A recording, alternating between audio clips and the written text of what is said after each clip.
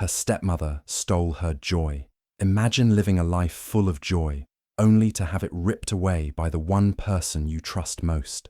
Zalia's world was shattered by her stepmother's betrayal. But what happened next will leave you speechless. Watch as she turns the tables in the most unexpected way. In the peaceful town of Nabucco, surrounded by hills and golden fields, little Zalia lived a life full of love. Her laughter often echoed through the mango trees as she played in the yard with her mother, who sang soft songs and braided her hair in the afternoons. Her father, Chief Dar, was a respected man, firm in leadership, but soft with his daughter and wife. Life was simple, happy, and warm. But everything changed one evening when a strange fever gripped her mother. It started with chills, then silence. Within days, the bright woman who once danced in the kitchen now lay still on a bamboo mat, her eyes closed forever. Zalia didn't understand death at 5. She just knew her mother didn't wake up again. That morning, the entire village gathered in hushed silence. Women wept quietly. Men removed their hats. The air around their compound felt heavy, as if the trees themselves mourned. Zalia clutched her little doll and stood beside her father as they buried her mother under the baobab tree. People whispered, "So sudden. She was healthy just days ago." Maybe it wasn't natural, but no one dared say more. Her father ignored the whispers, eyes red and shoulders heavy. He stopped smiling after that. He stopped singing. The once joyful home became quiet, filled only with the sounds of creaking floors and distant roosters. Though he loved Zalia deeply, Chief Dar became distant. He worked longer hours, barely spoke, and returned home tired. He would pat her head and go straight to bed. Zalia, still small, tried to be cheerful, but she missed the warmth of her mother's arms and the bedtime stories whispered with love. Nights became colder. The kitchen didn't smell of roasted plantains anymore. Her clothes weren't ironed with care. Her braids were no longer neat. Little by little, the color faded from her childhood. She began to dream of her mother often, sometimes smiling, sometimes warning her with eyes filled with fear.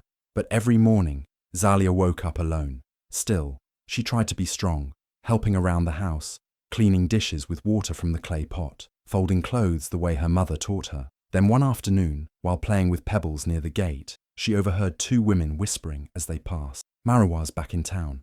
Dara's old admirer, that one with sharp eyes. She never forgave him for choosing Zalia's mother. The names didn't make sense to Zalia then, but a strange chill passed over her skin. That night, she told her father about the women, but he only said, "Don't listen to gossip." He smiled weakly, for the first time in weeks, and tucked her into bed. But something had shifted. The whispers didn't stop, and Zalia began to notice shadows that lingered too long at the corners of the compound. A new presence was coming, one that would change everything again. She didn't know it yet, but her fight for joy had only just begun. Months after Zalia's mother passed, the house in Nabucco felt empty, like a song missing its melody. Her father, Chief Dare, tried to keep things together, but the weight of loneliness pulled at him. One morning, the sound of laughter returned to the compound, but it wasn't Zalia's. It was a woman's voice, sharp and sweet, like honey hiding a thorn. Her name was Marua. She arrived in a bright wrapper and heavy gold earrings that clinked when she walked. Her skin glowed, her smile wide, her words smooth. The villagers came to greet her, offering yams and blessings. Marua smiled at everyone, bowed politely, and held Zalia's hand with fake gentleness. "So beautiful," she said, stroking Zalia's cheek. But Zalia felt cold inside. Something about Marua's touch didn't feel right. Chief Dar introduced her as his new wife. "We must move forward," he said. "Zalia needs a mother." The girl tried to smile, but her chest tightened. Marua moved into her mother's room that very night, filling the space with strange perfumes and whispers Zalia couldn't understand. At first, Marua cooked, cleaned, and pretended to care. She made meals with too much spice, dressed Zalia in loud colors, and told people in the market how she was blending into the family. "Zalia is like my own," she'd say. But when no one was looking, her eyes changed. They turned cold, sharp like broken glass. Slowly, little things began to shift. Zalia's favorite dress disappeared. Her doll was found torn behind the kitchen. Marua began giving her commands in a sweet tone that had a bite behind it. "Sweep here, child. Quickly now, don't be lazy." When Zalia looked tired, Marua clicked her tongue. "You want your father to think you're weak." Chief Dar didn't notice. He looked happier. Marua laughed at his jokes and rubbed his shoulders when he came home. She served him hot meals and spoke sweetly in front of him. Zalia tried to tell him once, "She's not nice when you're not here." but he waved it off. "Give her time," he said. "She's trying." But the kindness was only for show. Marua began locking the food storage when Dare was away. Zalia would sometimes go hungry or eat cold yam scraps. Her room was moved from the main house to a corner hut near the backyard. She wasn't allowed to sit at the dinner table unless her father was home. Worse, Marua started burning Zalia's old photos with her mother. One evening, Zalia caught her tossing a picture into the fire. "She's gone," Marua said flatly. "Let her rest." Zalia's eyes welled with tears, but she said nothing. She started hiding what few things she had left. The worst part was the silence. Chief Dar no longer saw. Marua had wrapped him in charm, and Zalia's voice was lost in the shadows. Each day the house grew darker. Each smile from Marua felt like a mask. Behind it, Zalia knew a storm was waiting. It started slowly, like a leak from a cracked pot. Marua didn't raise her voice or throw things. She was clever. She planted tiny seeds of doubt in Chief Dar's mind. At first, she'd sigh after Zalia left the room. "She's not adjusting well," she'd say softly. "Maybe she misses her mother too much." Dar would nod, tired and distracted. Then Marua became bolder. "She doesn't listen to me, Dar. She talks back when I ask her to help. She needs discipline." Zalia noticed the change. Her father no longer smiled when she ran to hug him. He started looking at her with quiet disappointment. One evening, he called her over, voice stern. "You must respect your stepmother. She's trying." Zalia wanted to explain, to say she tried every day, but the words got stuck. Marua watched from the doorway, smiling. Soon, chores filled Zalia's days. At first, it was small tasks, sweeping the compound, washing plates. Then, it became everything. She woke before dawn to fetch water, washed clothes until her fingers hurt, and cooked meals she didn't get to eat. While Marua sat under the shade with visitors, sipping cold drinks, Zalia was scrubbing the floors or pounding yam in the hot sun. Her father didn't see. Marua made sure he didn't. She'd prepare his meals, tell him Zalia was resting or playing somewhere again. If Zalia looked tired, Marua would shake her head and say, "She's pretending," wants to avoid chores. And Dar believed her, each lie wrapped tighter around his heart, blinding him. One day, Zalia tripped while carrying firewood. Her knee bled. She limped into the house, but before she could speak, Marua slapped her. "Why are you so careless?" she snapped. "Do you want your father to think I'm not training you well?" That night, she told Dar that Zalia had disrespected her. She rolled her eyes and said I wasn't her real mother. She whispered, with fake tears. Dar called Zalia into the room and for the first time shouted at her. "Apologize to her now," he ordered. Zalia stared at him, shocked. Her father's eyes were cold. The same man who used to lift her onto his shoulders now couldn't even look at her properly. She mumbled an apology, even though she hadn't done anything. That night, she cried into her blanket, the sound swallowed by the quiet of the hut. From that day, she was no longer a daughter in that house. She was the maid. She ate last, wore torn clothes, and was never invited to family gatherings. Visitors would ask, "Where is your daughter?" And Marua would laugh. "She's growing wild, hides from people these days." And Dare, he nodded along, not knowing his real daughter was fading right in front of him. Zalia's world had shrunk into chores, silence, and pain.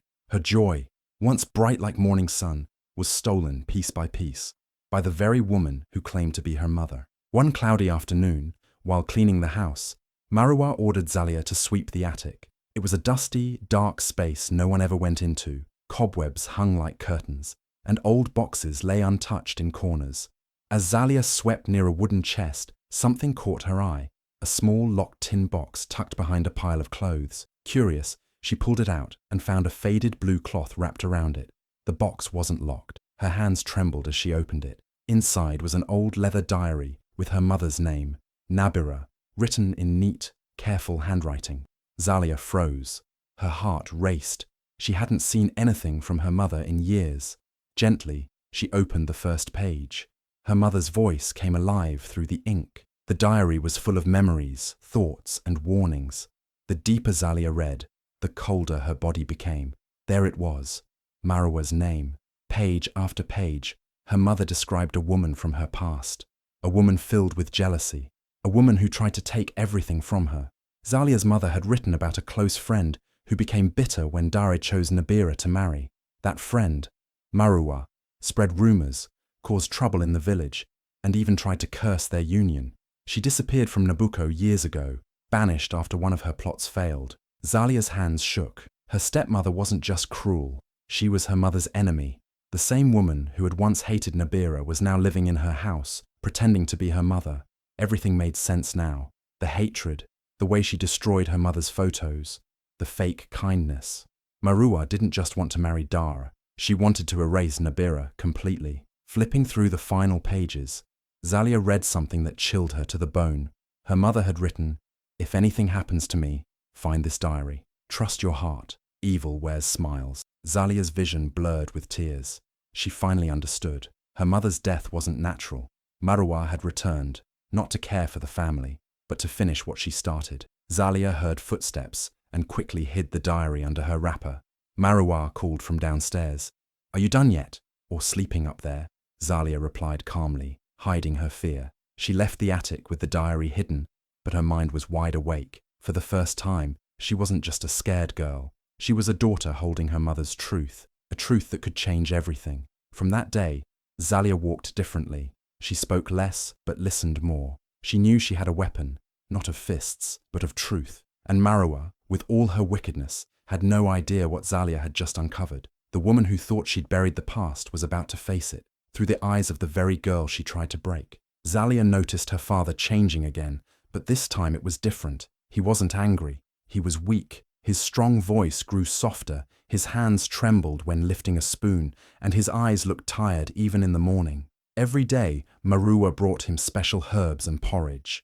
"It will help him sleep," she told Zalia. But something didn't feel right. Her father had never been this sick before, and Marua refused to let Zalia take him to the village healer. "It's just stress," she'd say. "Let him rest." One night, Zalia overheard Marua whispering outside with a strange man. "Make sure no one finds out," she said. "Once he's gone, everything becomes mine." Zalia held her breath. Her heart beat like a drum. She didn't understand it all yet, but fear wrapped around her like a cold wind. Something terrible was happening. Weeks passed, and Dara grew weaker. He stopped getting out of bed. Marua banned visitors, saying he needed quiet. One morning, Zalia brought him water, but his eyes didn't open. His body was still, cold. She screamed his name, shook his shoulders, begged him to wake up, but he was gone. Her father, the only person who ever truly loved her, was dead. The village gathered. Marua wept loudly, pretending to mourn, but Zalia saw her smirk when no one was looking. After the burial, things changed quickly. Marua walked through the house with papers in hand, declaring that everything, land, cattle, house, now belonged to her. "Your father left it all to me," she claimed. No one questioned her. She was clever, had already paid the elders, already prepared the lies. Zalia stood silently, holding her father's old sandals, the only thing left for her. When she tried to sleep in her room that night, Marua shouted, "Get out! This is not your home anymore!" Confused and heartbroken, Zalia stood outside in the cold, her thin wrapper barely keeping the wind away. Marua pointed to the corner of the compound. "Go stay there. That goat shed fits you better." The old shed was broken, its roof leaking, and smelled of urine and waste. Zalia sat on a torn mat beside goats, tears running down her face. Her clothes were damp, her belly empty. The same girl who once danced in the rain with her father now had only silence for company. Villagers looked away. Some pitied her, but no one helped. Marua made sure fear kept them quiet. Zalia began to sleep with her mother's diary hidden under her wrapper, the only proof that her life had once been full of love. The goat shed became her world, dark, cold, and forgotten. But inside her, something was changing. The pain burned, yes, but it also built strength. Zalia didn't know how or when, but she knew this wasn't the end. Marua had stolen her home, her father, and her joy. But Zalia wasn't done. Not yet. Zalia sat outside the goat shed, her face thin, her eyes empty. Days had become a blur, feeding goats, sleeping on dirt, surviving on scraps. No one dared speak to her. Even children ran away when she passed. She had become a shadow in her own home, but fate was watching. One hot afternoon, a group of travelers passed through Nabucco. Among them was a man named Kanari. He was tall, wore simple clothes, but carried himself with a quiet power. He had come to speak at the town center about youth empowerment and dreams. But as he walked past Marua's compound, he noticed Zalia. She was sitting on the ground, trying to sew a torn wrapper, her hands shaking from hunger. Kanari paused. "Who is that girl?" he asked an elder. The old man sighed. "That's Zalia. Her stepmother threw her into that shed after her father died. Once, she was full of light. Now, look at her." Canari's heart sank. After his speech, he returned to the shed with bread and water. "What's your name?" he asked gently. Zalia blinked, unsure if she should speak. "Zalia," she whispered. He sat beside her, listening. She told him everything: her mother's death, her stepmother's cruelty, her father's slow poisoning, the diary in her blouse. Canari didn't interrupt. When she finished, he said 4 words that made her heart stop. "Come with me, Zalia." That night, while Marua was busy bragging at a gathering, Zalia packed the diary, her father's sandals, and the only dress she owned. Canari arranged transport, and by sunrise, they were on a dusty road leading to Tendari, the capital city. It was the first time Zalia left Nabucco, and the first time she dared hope again. Tendari was loud and bright, nothing like her quiet village. Cars rushed past, tall buildings touched the sky, and people of all kinds filled the streets. Canari brought her to a safe house for girls in crisis. There she met others who had also suffered. Some were orphans, others survivors of abuse, but they smiled, cooked together, and told jokes. For the first time in years, Zalia laughed. Canari gave her books, notebooks, and enrolled her in a free youth program. He taught her public speaking, self-defense, and leadership. "Your voice matters," he'd say. "Let the world hear it." Slowly, Zalia's posture changed. Her eyes, once dull, now carried fire. She wore clean clothes, spoke with confidence, and began to dream. She remembered her mother's words written in the diary: "You are stronger than pain." Months passed, and Zalia stood on a stage in Tendari, sharing her story. The crowd listened in silence, some weeping. When she finished, they clapped like thunder. She had gone from a forgotten girl in a goat shed to a voice for the voiceless. Behind the crowd, Canari nodded proudly. Zalia had begun a new life, not as a victim, but as a fighter. And though she never forgot Nabucco, she now knew her future was far brighter than her past. In Tendari, Zalia's mind opened like never before. While others in the youth center explored music or fashion, she found herself drawn to broken devices, phones with cracked screens, tablets that wouldn't turn on. One day, a mentor named Sefu noticed her interest and handed her a toolbox. "Try fixing this," he said, placing a dead phone in front of her. Zalia took a deep breath, opened the back, and worked carefully. In 20 minutes, the phone lit up. That moment changed her life. Every day, she practiced on junk devices donated by the community. She watched videos, read manuals, asked questions. Her fingers grew fast and sure. Soon, people started bringing her their broken gadgets, and word spread in the neighborhood. But Zalia didn't stop there. With Canari's help, she borrowed a small camera and began recording herself fixing devices, explaining each step in simple, clear language. She uploaded her first video with the title, "How to Fix a Dead Phone Without Panic." It didn't get many views at first, but 1 week later, a popular influencer shared it with the caption, "This girl is a genius." Overnight, the video hit 300,000 views. Comments poured in from across the country. People loved how calm and clear she was. They said she made tech feel simple. Zalia was shocked. She posted another video, then another, and each one did better than the last. She called her channel Fix Queen. As her following grew, companies noticed. A small tech firm offered her a deal to promote their repair kits.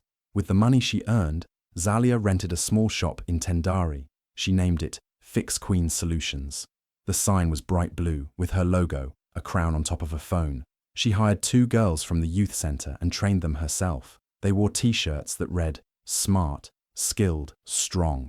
People came from all corners of the city to see the young woman fixing phones while teaching others how to do the same. Even school children walked in with broken gadgets and left smiling. Zalia's shop became a symbol, proof that a girl once thrown into a goat shed could rise to build something powerful. Journalists began showing up. One day she appeared on national television. The host asked her, "What's your secret?" Zalia smiled and said, "Pain taught me focus. My past gave me fire." Fix Queen Solutions opened 2 more branches within a year. Zalia started offering free weekend classes for girls in tech. No one should feel powerless, she told them. Her followers online crossed 1 million. She had gone viral not just for her talent, but for her story. A girl who turned broken things into hope. Behind her desk sat her mother's diary, now kept in a glass box. It reminded her where she came from. But Zalia didn't look back in sadness anymore. She looked forward, with vision, strength, and the quiet belief that no one could steal her joy again. Years had passed.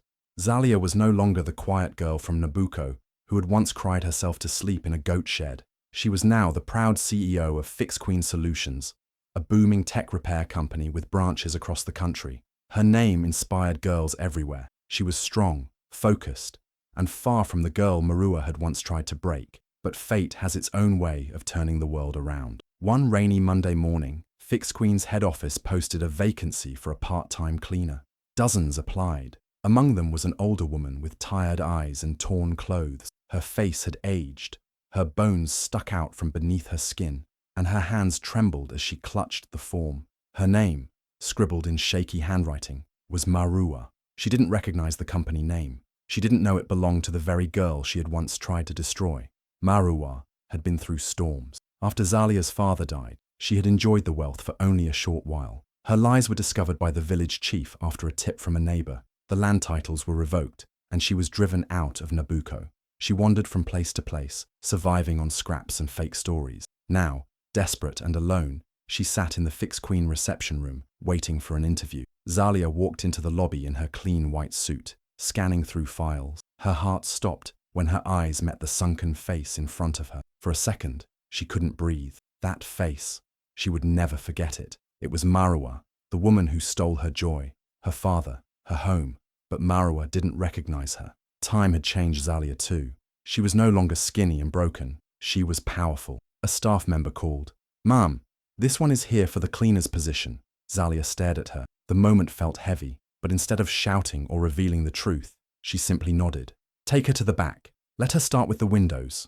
Marua bowed slightly and shuffled away. That night, Zalia sat alone in her office, staring out the window.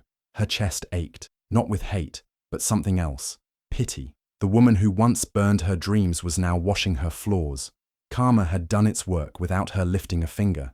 Zalia could have fired her, screamed, even thrown her out. But she didn't. She had won. And winners don't chase revenge. They rise higher. Every morning, Marua mopped the floors and wiped the desks, still unaware of whose empire she was walking through. And every evening, Zalia passed by her quietly, not as a victim, but as a queen who had taken back everything 10 times over. It was a quiet afternoon at Fix Queen Solutions when Zalia finally decided it was time. For weeks, she had watched Marua mop her floors, dust her walls, and scrub her windows, without a clue of where she was or who owned the company. Zalia had waited patiently, watching karma unfold. But now, her heart told her it was time to face the past and bring it into the light. She called a staff meeting in the main conference room. Her employees gathered, curious. Marua was told to clean the floor outside the glass wall, as usual. But then, Zalia called out, "Marua, come in here for a moment." Marua looked confused but obeyed, clutching her cleaning rag. She entered slowly, eyes on the floor, trying not to disturb the group. But when she looked up and saw Zalia sitting at the head of the table, something flickered in her face. Faint recognition, doubt, confusion. Zalia stood, her voice calm but strong. "Do you remember me?" Marua blinked. "Ma'am, I don't know." Zalia stepped closer. "I'm Zalia, the girl you once threw into a goat shed, the daughter of the man you poisoned, the child whose mother you helped destroy." Marua froze. Her knees gave out. She dropped to the floor, hands covering her mouth. Her whole body shook. "No, it can't be." "It is," Zalia said, her voice steady. "The girl you tried to erase is now the woman who signs your paycheck." The room went silent. Staff members looked at each other in shock. Some gasped. No one could believe what they were hearing. Tears poured from Marua's eyes. She crawled on her knees towards Zalia. "Forgive me. Please. I was jealous of your mother. She had everything. Your father's love, the respect of the town, the peace I never had. I lied. I tricked him. I slowly poisoned his food, drop by drop, until he grew weak. I made him hate you. I told him lies about you every day. I was cruel. I was wrong." Zalia's hands clenched at her sides. The pain of her past flickered through her mind. The lonely nights, the hunger, the betrayal. But she stood tall. "You didn't just destroy my childhood," Zalia said. "You tried to bury me alive. But I grew from the mud. You threw stones, and I built a castle." Marua sobbed louder, rocking on the floor. The staff watched, stunned, phones lowered, eyes wide with emotion. Some wept silently, Others shook their heads. "I'm not here to punish you," Zalia said. "Your life has done that for you. I'm here to speak the truth. And the truth is, you failed. I won." Marua bowed her head, unable to speak. She had no more lies to give, no more tricks to play. Zalia turned to her staff. "Let her stay if she wants to work honestly. But now you all know who she is and who I am." And with that, she walked out of the room, leaving behind not just a confession, but a powerful reminder that no darkness can bury the light forever. Zalia's rise to success wasn't just about surviving the pain of her past. It was about turning every ounce of that hardship into strength, ambition, and purpose. After confronting Marua, Zalia didn't look back. She didn't need to prove anything to anyone. She had already proven everything to herself. While Marua crumbled in regret, Zalia took the world by storm. Within a few years, Fixed Queen Solutions expanded far beyond what anyone had expected. Zalia wasn't just a tech repair entrepreneur, she was an icon. Her mobile gadget repair tutorials, which had once gone viral, turned into online courses that trained thousands of women to take charge of their own businesses. She used her platform to empower young girls, especially those who had been betrayed by life, just as she had been. Every video she posted was an inspiration, a reminder that nothing could stop a woman who refused to stay down. Zalia didn't stop with business. She invested in real estate, bought multiple homes, and even started a scholarship fund to help girls in rural areas gain access to education and technology. She became a symbol of resilience, a national treasure admired by people across the country. Newspapers and news stations all ran stories about the girl who had once been broken, but now owned the country's most successful tech repair company and had an empire that was still growing. But the most powerful thing Zalia had was her joy. She had been denied happiness for so long, yet now it radiated from her every move. No longer was she the sad girl in a goat shed. She was the woman who smiled through every challenge. The woman who didn't just overcome obstacles, she thrived in them. Her story became legendary. Young women traveled across the country to hear her speak at conferences, and brands sought her endorsement, knowing that her name meant more than just success. It meant hope. Zalia's life was proof that no matter how hard the world tries to break you, the choice to rise is always yours. And the most beautiful part, Zalia never let her success change her. She didn't boast. She didn't seek revenge. Instead, she helped others. She mentored, she loved, and most importantly, she lived her life on her own terms. With every home she bought, every business she started, every soul she helped lift, Zalia was not just rewriting her own story, she was rewriting the future for every woman who believed they were not enough. She didn't just forgive her past, she showed the world what happens when you refuse to let it define you. Zalia was no longer the girl who had lost everything. She was the woman who gained it all, 10 times over. Zalia's journey is a testament to the strength of the human spirit and the power of resilience. Her story shows us that no matter how deep the wounds of betrayal and hardship, there is always a chance to rise again. She didn't let her past define her. She took control of her future, built an empire, and became an inspiration to millions.